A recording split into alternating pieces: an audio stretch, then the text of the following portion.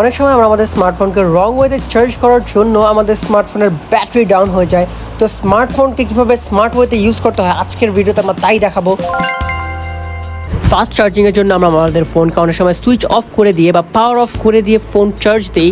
এটা কয়েক বছর আগে পর্যন্ত ফাস্ট চার্জিংয়ে হেল্প করতো, কিন্তু এখন এটা একদমই ভুল। কারণ কি আমরা যখন আমাদের ফোনটিকে পাওয়ার অফ করে দিয়ে চার্জে দিই তখন যে ফোনের নতুন আপগ্রেড ফিচারগুলো আছে যেগুলো আমাদের ফোনকে বুস্ট করে চার্জিংয়ে, ওগুলো বন্ধ হয়ে যায়, যার কারণে ফোন স্লো চার্জ হয়। আমরা অনেক সময় আমাদের ফোন চার্জে দেওয়ার সময় এরোপ্লেন মোড অন করে দিয়ে তারপর ফোন চার্জ দেয় যাতে আমাদের ফোন ফার্স্ট চার্জ হয়, এবং এটা একদমই সঠিক।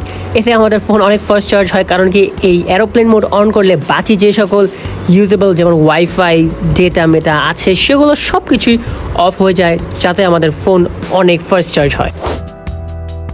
আমরা যখন এয়ারপোর্টে বা কোনো busy platform like railway station, bus station বা অন্য কোনো বিজি জায়গাতে থাকি বা অফিসে থাকি, তখন কিন্তু আমাদের অনেক দ্রুত ফোনের চার্জ নষ্ট হয় এই টাওয়ারের কারণে, ইন্টারনেট টাওয়ারের কারণে আমাদের ফোন বারবার সুইচ হতে থাকে এক টাওয়ার থেকে আরেক টাওয়ারে, যার কারণে আমাদের ফোনের চার্জ অনেক দ্রুত চলে যায়। তাই আমাদের সবসময় যখন এরকম বিজি প্ল্যাটফর্মে এরোপ্লেন মোড অন করে তারপরে ওয়াইফাই অন করার অপশন আছে, ওইভাবে করে ফোন ইউজ করলে অনেক বেশি ব্যাটারি সেভ করা সম্ভব।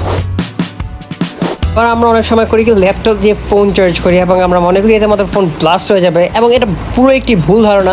ল্যাপটপ দিয়ে ফোন চার্জ করলে কখনো আমাদের ফোন ব্লাস্ট হবে না, কারণ কি আমাদের ফোনে কোনো প্রবলেমও হবে না, কারণ কি ল্যাপটপ থেকে একদম সীমিত পরিমাণে কারেন্ট বের হয় ডাটা কেবল দিয়ে, যার কারণে আমাদের ফোন অনেক স্লো চার্জ হয়, কিন্তু ব্লাস্ট হওয়ার কোনো সুযোগই নেই। রাতের বেলা ঘুমানোর সময় আমরা আমাদের ফোনকে চার্জে দিয়ে ঘুমাই এবং সকালে উঠে মনে করি যে 100% চার্জ রাতেই হয়ে গেছে, তো আমাদের ফোনে প্রবলেম হবে, কিন্তু এটা একদমই ভুল। রাতের বেলা এখনকার যে ফোনগুলো আছে সেগুলোতে 100% চার্জ হয়ে গেলে আবার 2-3% চার্জ নিচে ডাউন করে দেয় এবং আবার 100% হয়। তো বারবার এরকম আপ ডাউন হওয়ার কারণে আমাদের ফোনে কখনোই 100% চার্জ হয়ই না। সুতরাং এই রাতের বেলা ফোন চার্জ দিয়ে ঘুমালে আমাদের ফোনে কোনো প্রবলেমই হবে না।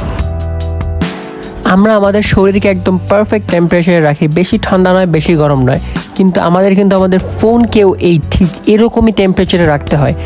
বেশি গরম হয়ে গেলে কিন্তু আমাদের ফোন ব্লাস্ট হয়ে যাওয়ার সম্ভাবনা রয়েছে, এবং বেশি ঠান্ডাও রাখা যাবে না, বেশি ঠান্ডা রাখলেও ব্লাস্ট হয়ে যাওয়ার সম্ভাবনা রয়েছে। তাই ফোনের জন্য একটা পারফেক্ট টেম্পারেচার অনেক ইম্পর্টেন্ট।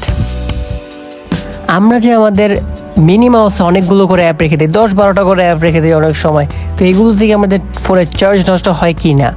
এগুলোতে আমাদের ফোনের চার্জ নষ্ট হয়, কিন্তু অনেক অল্প চার্জ নষ্ট হয়, কিন্তু এর থেকে বেশি আমরা যখন এগুলো না রাখি ওতে নষ্ট হয়, কারণ কি আমরা যখন বারবার একটা অ্যাপে ঢুকতেছি তখন ওতে আরও বেশি পরিমাণে আমাদের চার্জ নষ্ট হচ্ছে, কিন্তু আমরা যদি মিনিমাম থেকে ঢুকে যাচ্ছি তাহলে কিন্তু আমাদের কম চার্জ লাগতেছে। বড় চার্জার দিয়ে ফোন চার্জ করলে ফোনের চার্জ অনেক দ্রুত হয়, ছোট চার্জার দিয়ে চার্জ করলে ফোনের চার্জ অনেক স্লো হয়।